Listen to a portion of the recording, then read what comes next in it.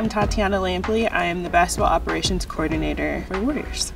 Growing up, I was always around basketball. My dad and all 5 of his brothers played. My dad played overseas for 10 years, and I was born at the end of his playing time.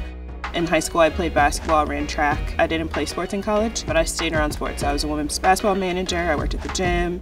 I didn't know exactly what I wanted to do. I thought initially I wanted to be an agent. Whenever I said that I wanted to work in a front office, I just kept hearing that there weren't that many women in sports. It was a male-dominated industry. I should probably just work on finance and see where that took me. So when I graduated, I went straight into finance and accounting.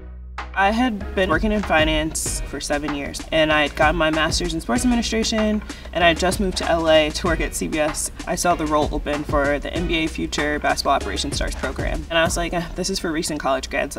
I'm 7 years in, there's no reason for me to even apply. And the next day, my dad called me. He's like, "Hey, did you see this role on LinkedIn?" I was like, "Yeah, Dad, but it's for recent college grads." And he's like, "I think you should just apply.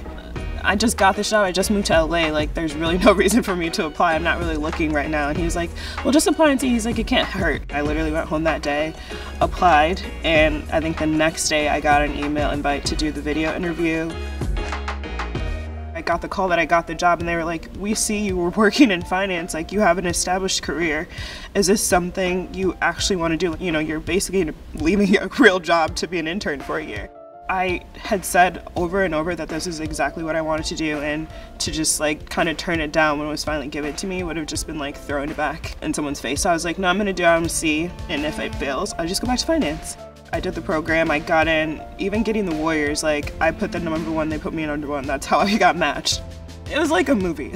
Sometimes I laugh, I'm like, I don't even know how this even happened or how this came about. It felt too easy. In all honesty, and looking back, I'd won a Sports Business Journal award for the New Voices Under 30 the fall before I even took this, and it was like, what do you want to be in 5 years? And it was working in an NBA or WNBA front office, and it just, this is so sick. And it was just that was November. And in May, I don't even know, it was 6 months later, I was working in the NBA, so it's just proof that no matter what your background is, what education you have, what jobs you're doing, when it's right and your timing is right, everything I had done up to that point prepared me. I definitely put in a lot of the hard work, and I always say I want to make my family proud and my loved ones proud, but I want to make myself proud first. And that's what's most important to me, and I definitely have up to this point. I got offered a job the day after draft, so I went from NBA trainee to Warriors employee finally. Nick Uren was my manager, and he encouraged me to build relationships with everyone in our front office, and he's like, "I'm not gonna micromanage you, but I think it'll be really beneficial if you build relationships outside of me and yours." And I kind of just organically worked my way around until I think I pretty much talked to everyone that came through our front office, even our international scouts. So that's when I finally got into the program and could see women actually working in basketball operations.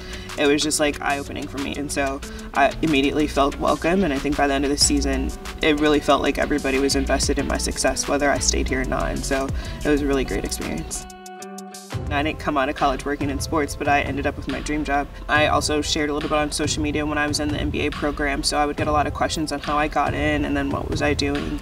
I try to help a lot of women, for the most part, a lot of black women, women of color, and so I've been doing one-on-one calls, 20 to 30 minutes with students at HBCUs that have a desire to work in sports, and just sharing my background, how I got here. I try to encourage them that any experience is a good experience, so even if you don't get one in the NBA, there's so many jobs in sports. So that's kind of how I see myself, being here, working, sharing my story, letting people know what I'm doing as much as I can. Hopefully I'm just giving people a vision of where they can go, and more so with me, don't come behind me, copying off me. Your story's your story, but having someone that you can look to. So if anyone looks to me, it's hey, she started working in front office, I got to talk to her, hopefully I can too, and then you get there, that's all I want to do.